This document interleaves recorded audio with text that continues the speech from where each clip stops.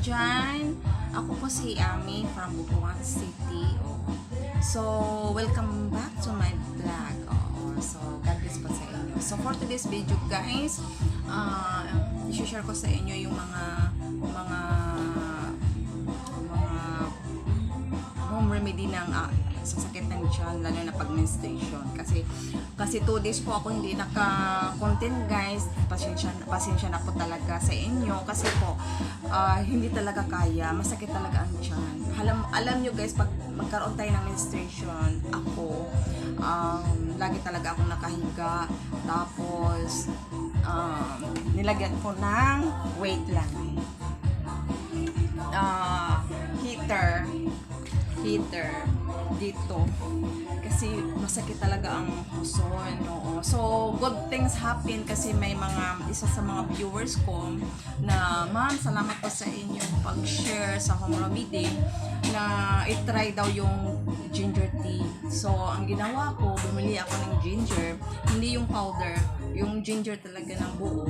Binalatan ko at pinakuluan ko.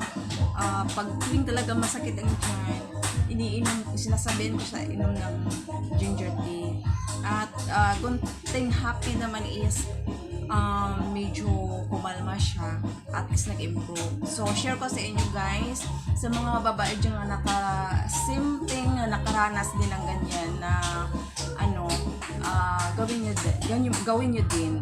So shout out din sa mga babae na hindi nakaranas. Wow, ang ganda. Kasi iba-iba tayo may mga babae tayo na astig, may babae tayo na malumanay, may babae tayo na kulang.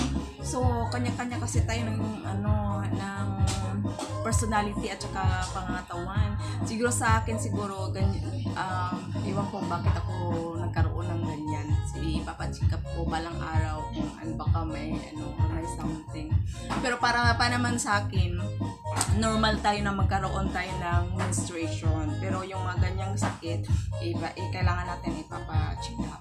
So, I hope na walang mga ganun na mga balik-balik. So, para sa akin, normal lang yun.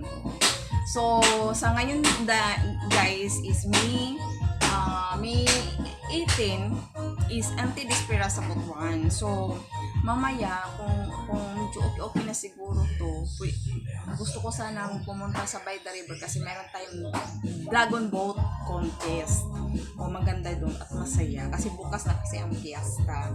Para po sa inyo, ipapakita ko sana sa inyo kung sino na nanalo o ano yung mga event. Pero hindi lang ako sure.